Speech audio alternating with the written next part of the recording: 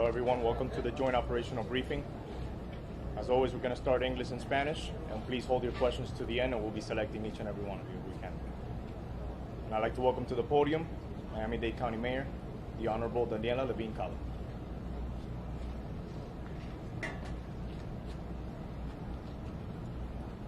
Good evening, everyone. Today, we've had the good fortune to have good weather. And so we've continued our search and rescue operations unimpaired by the weather. And we've continued in the areas of the collapse which we can access. We're using all the technology that we've used that is available to search in the area of concern. And over the course of today's search, we did recover 2 additional victims. We now have 22 confirmed deaths, 188 people accounted for, and 126 unaccounted for. Our detectives are continually editing this list as we verify every single report that we have received regarding a potentially missing person, and as a result, these numbers will continue to change, as we've told you so often. Our engineers and the fire rescue team are conducting ongoing testing and evaluation of the site as we work to expand the search area as soon as it is deemed safe to do so by the engineers. This afternoon, I signed an emergency order authorizing the demolition of the building in the interest of public health and safety, as soon as the engineers sign off on the next steps to begin the demolition process. So it's important to note that we're still evaluating all possible impacts and determining the best timeline to actually begin the demolition. Signing the order now is important so that it can help us move quickly as soon as we decided the best methodology to demolish and the specific start date. Our top priority remains search and rescue. I want to be very clear about that, and we will take no action that will jeopardize our ability to continue the search and rescue mission. I want to acknowledge that this was not a decision we made lightly, and I know especially how difficult this is for the families who escaped the building and who have lost their homes and their belongings. The building poses a threat to public health and safety, and bringing it down as quickly as possible is critical to protect our community.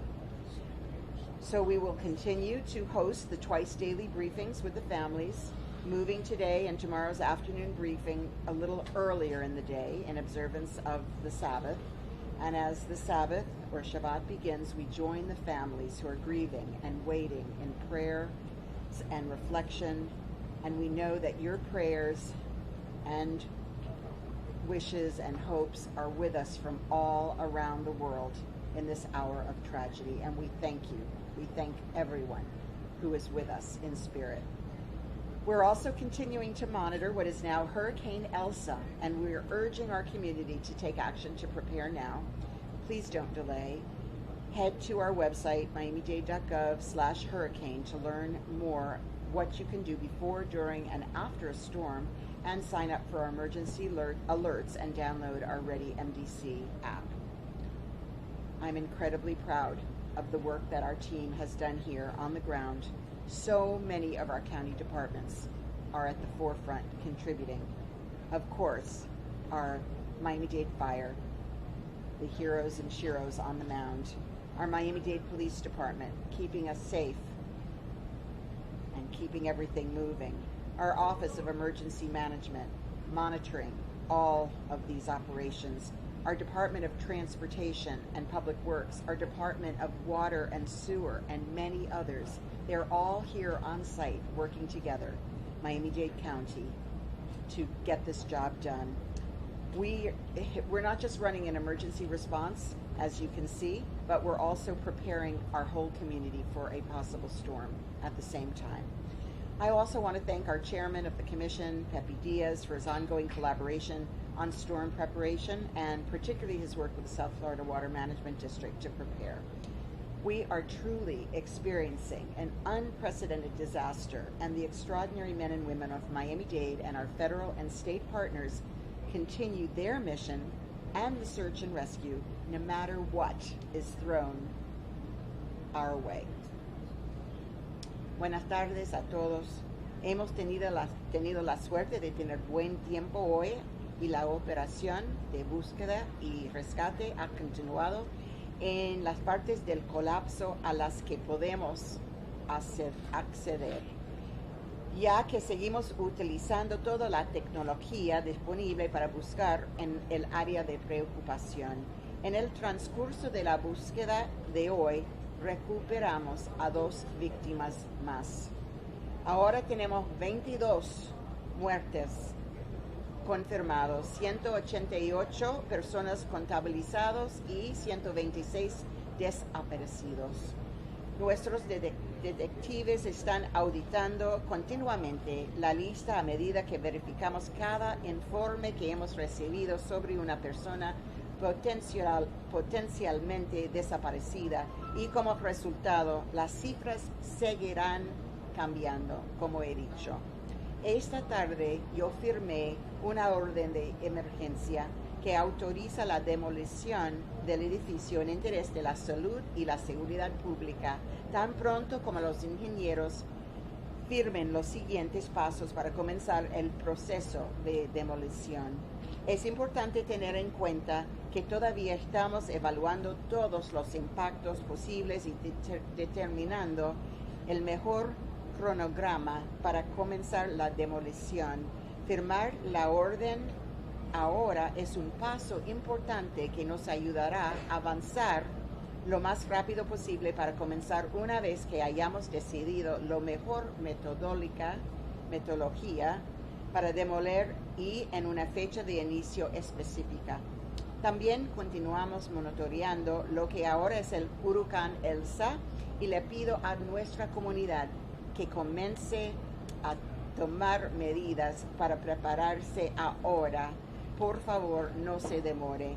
Realmente estamos experimentando un desastre sin precedentes, y los extraordinarios hombres y mujeres de Miami-Dade y nuestros socios federales y estatales continúan su misión y la búsqueda y rescate sin importar lo que se les presente. Gracias y continuamos orando. Gracias. Thank you, Madam Mayor.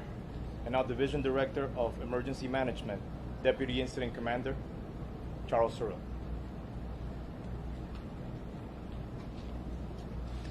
Good afternoon, everyone. Based on the latest advisory, Hurricane Elsa continues to strengthen. The Miami-Dade County Office of Emergency Management will monitor the storm as it quickly moves towards South Florida and provide updates on any protective actions as conditions warrant. The latest advisory, although favorable, informs us that the storm is picking up speed through the Caribbean Sea and heading west-northwest. There remains uncertainty in the future forecast intensity and track. This situation continues to demand our close attention as we enter this holiday weekend, and we are continuing to work with our partners, the Florida Division of Emergency Management, to assure that all proper contingencies are implemented. Please continue to monitor the progress of this storm and complete your preparedness plans by Sunday evening.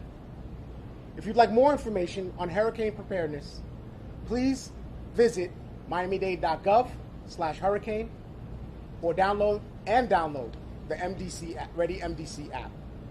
The ongoing search and rescue mission, as well as providing assistance for the survivors and their families, remains our highest priority. Our Family Assistance Center service hours are from 12 p.m. to 5 p.m., 7 days a week. The 26 organizations on site continue to provide mental health, grief counseling, financial assistance, lodging, travel, and many other services to those in need. Since this morning's briefing, an additional 17 families were able to receive services. That brings our total number of 80 families who have been assisted at the Family Assistance Center. Thank you. Thank you, Mr. Surrell. And now in Spanish, on behalf of the Deputy Incident Commander, Miami-Dade Fire Rescue, Director, and Media Public Relations, Erica Benitez. Muy buenas tardes. Una vez basado en el último aviso de huracán Elsa, continúa fortaleciéndose la Oficina de Manejo de Emergencia de Miami-Dade, continúa monitoreando la tormenta a medida que avanza rápidamente hacia el sur de la Florida. El último aviso nos informa que la tormenta está ganando velocidad a través del Mar Caribe y se dirige hacia el oeste-noroeste. Urgimos a todos que continúen haciendo sus preparaciones y estén listos para la llegada de esta tormenta. Si desea obtener más información de cómo prepararse, visite miamidade.gov/hurricane y también descargue la aplicación Ready MDC. Por supuesto, la misión de nosotros continúa siendo esa misión de búsqueda y rescate, así como brindar apoyo a los sobrevivientes de esta tragedia y a sus familias. El horario de servicio de nuestro centro de asistencia familiar es de 12 de la tarde a 5 de la tarde los 7 días de la semana. Las 26 organizaciones en el lugar continúan brindando servicios de salud mental, consejería de duelo, ayuda financiera, de alojamiento, viajes y muchos otros servicios. Muchas gracias. Thank you, Erica.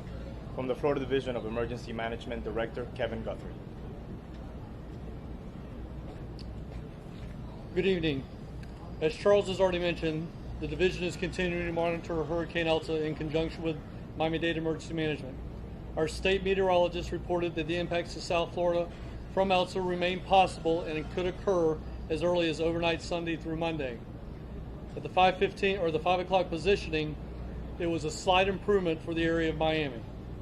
Floridians in the area should be on alert for tropical storm or hurricane watches that may be issued by the National Hurricane Center this weekend.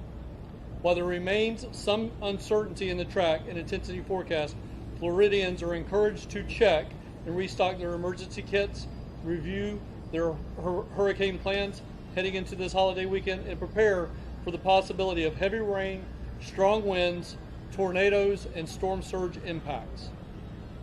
Also, as of today, all 5 Type 1 USAR task forces from Virginia, Ohio, New Jersey, Pennsylvania, and Indiana are on the ground. I'm thankful for our federal partners who are assisting with the relief of some of our Florida USAR teams who can turn their focus now to assisting with potential hurricane response. I also want to provide a brief update on recent state response efforts. First, the division continues to provide PPE, spare boots, and other clothing items to USAR responders to ensure that added protection and safety while working on site. The division has purchased and distributed nearly 450 pairs of boots to USAR responders, 27,000 pairs of socks, 360 pairs of heavy-duty demolition gloves, and 400 half-face respirators. Now please, do not donate those items. I'm asking the public, do not donate socks and underwear and boots. These are specialized pieces of equipment that our first responders need. So please do not come to the site and donate those items. We have plenty. The division has also coordinated with Royal Caribbean Group to dock the Royal Caribbean International's Explorer of the Seas at the Port of Miami to provide free housing to support the tireless efforts of our search and rescue teams. I want to thank Royal Caribbean for prioritizing the safety and well-being of our first responders. This resource will ensure our search and rescue teams have a quiet place to rest and recover from their mental and physical well-being, and as they work very long hours in the heat. I'm also pleased to announce that in coordination with Volunteer Florida, Amazon has donated 500 laundry bags, 2,000 laundry pods, and 2,000 dryer sheets specifically for USAR responders. The support we have seen from our the support that we have seen for our first responders has been absolutely incredible. And I want to thank all the private sector vendors and partners that are stepping up to support our response efforts. Last, I will mention that we received official notification in writing from the White House today via FEMA that the President did approve for 30 days, June 24th to July 24th, 100% reimbursement for this event. Thank you. Thank you, Director. And now Surfside Mayor Charles Burkett.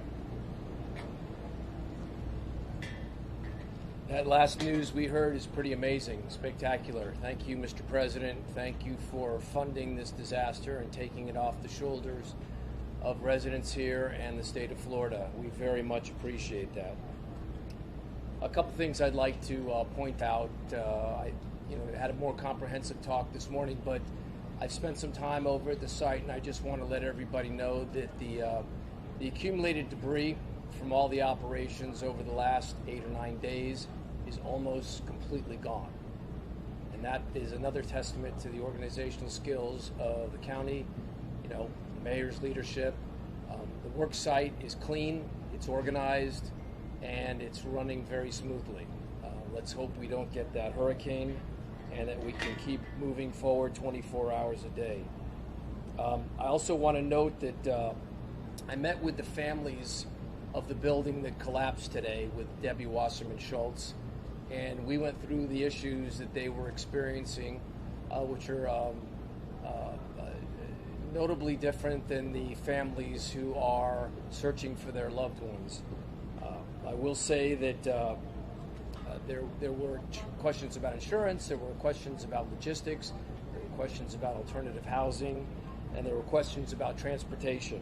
I think it's important to repeat, I think I said it this morning, but Chief Brian Rafke has instituted a shuttle, a tram that's going to go around the whole area. It's going to go from the Seaview all the way down south to the community center and back, and it's going to operate every 20 minutes for families that need to hop on and get to different meetings or briefings.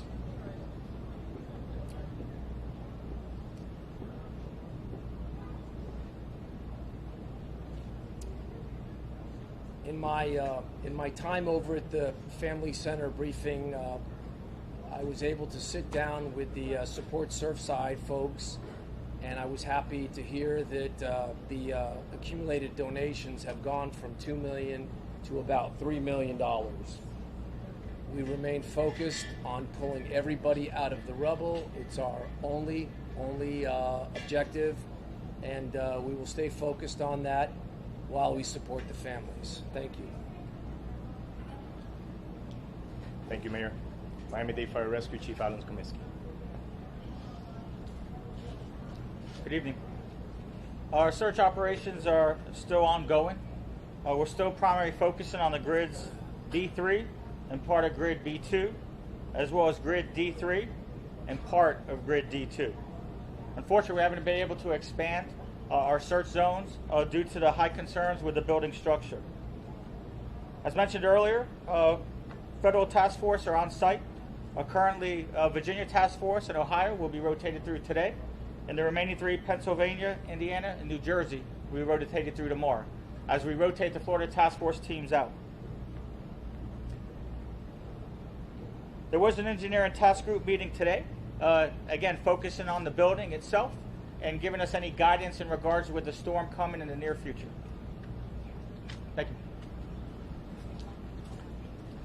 And thank you, Chief. In Spanish, Miami-Dade Fire Rescue Director of Media and Public Relations, Erica Benitez. En este momento continuamos nuestras labores de búsqueda y rescate. Actualmente estamos trabajando sobre varios cuadrantes, el cuadrante B3, parte de B2, D3 y parte de D2. Debido a la llegada del huracán Elsa, continuamos trabajando sobre el desarrollo de un plan de contingencia, el cual incluye la relocalización de varios recursos, al igual que los equipos encargados de la logística de esta gran operación. Varios equipos federales o cuadrillas de búsqueda y rescate urbano ya han llegado para brindar asistencia en cuanto a la llegada del huracán y brindar el relevo necesario para los equipos de la Florida, los cuales necesitan regresar a sus labores también. Estos equipos han llegado desde Virginia, Ohio, Pensilvania, Indiana y Nueva Jersey, y estamos agradecidos por la llegada de estos recursos adicionales. Frente a la llegada de esta tormenta, nuestra prioridad continúa siendo la estabilidad de los recursos que tenemos aquí en este momento, al igual que la edificación que queda de pie. Gracias. Thank you, Erica. From the U.S. Small Business Administration Public Affairs Specialist, Roberto Baltonado. Before anything else, Charles spoke about how there are 26 agencies assisting individuals at the Family Assistance Center. This is a whole community approach, a whole of government approach. What you see behind us is a prime example of that. The SBA is there to provide assistance. However, we encourage people to visit sba.gov/disaster. Businesses can actually find information, valuable information on how to prepare, on how to apply, on how to submit that application, the documentation that is required for you to be able to prepare and submit that application, whether you do it online, and again at sba.gov/disaster, or whether you visit us at the Family Assistance Center. By the same token, our teams are providing assistance to the families and friends and individuals who are in need. Our neighbors, our homeowners and renters are encouraged to come over to the Family Assistance Center and speak to one of our agents one-on-one for support. Once again, I encourage our business community to please prepare by visiting sba.gov/prepare and be ready. Creo que Charles mencionó del Departamento de Emergencia del Condado que en el Centro de Asistencia de Familias hay 26 organizaciones asistiendo a todas las personas que necesitan esto, asistencia en torno a esto. Eso demuestra que esto es un esfuerzo completo, es una unidad de gobierno y de comunidad que está ayudando a recuperarnos de esta tragedia. Por la misma razón, incitamos a toda la comunidad de negocios a que visite sba.gov/desastre y se informe de cuáles son los documentos que necesita para formular su aplicación y enviar esa aplicación, la cual también la puede presentar a través de sba.gov/desastre. De la igual forma, queremos invitar a nuestra comunidad, a los dueños de casa e inquilinos que han sido afectados por esta tragedia, a que nos visiten en persona en el Centro de Asistencia Familiar, donde un agente especializado de la SBA les va a dar información y, más importante, a caminar de la mano a través del proceso de aplicación. Por último, quiero invitar a nuestra comunidad de negocios a que visite sba.gov/prepare y considere estar preparado para esta tormenta que se nos acerca. Thank you. Gracias. Thank you, Mr. Baltonado. And now our Creole translator, Lionel Larrable. Bonsoir tout le monde. Nous sommes très contents que temps que nous gagnons après-midi à permettre que le travail nous continue fait et recherche à continuer gens que ont commencé avant. Kounia nous capable dire pendant la journée aujourd'hui nous gagnons 2 morts additionnels et ça qui porte quantité morts à 22. Il y a 188 personnes qui ont trouvé et les gens qui ont pas joindre monté à 126. Ingénieurs avec l'équipe pompier a continué à faire test pour être capable d'élargir la zone, côté capable d'aller continuer à faire recherche. Et magistrat Daniela Levin-Cava signé un décret exécutif qui permet que soient capable de passer à démolition. Mais étant donné que l'il y a dans l'intérêt tout le monde et dans l'intérêt public là, le travail sur ça qui a un rapport avec ça que démolition a représenté et reste bâtiment pour santé publique monde. Donc, il va considérer toute étude avec toute approche qui est nécessaire pour faire ça sans que ne pas représenter danger pour personne. Priorité nous, rester recherche avec récupération tout ça que nous sommes capables de joindre en tant que monde ou en tant que corps qui était. Elsa était sur route nous jusqu'au Nia. Elsa nous toujours préparé pour lui et ça qui arrive pour Nia, monde qui besoin d'informations sur Elsa. Vous pouvez aller dans miami-dade.gov/hurricane. Nous sommes fiers en pile de travail que l'équipe nous a accompli sur place et l'équipe dans tout département nous. Nous continuons à faire recherche avec travail et récupération. Nous espérons très bientôt nous capables d'avancer et nous capables de finir avec ça. Merci en pile. Thank you, Mr. Larrable. And now we're going to open up for questions. Please raise your hand and wait to be selected and addressed who the question is going to be for. Go ahead, ma'am. Here.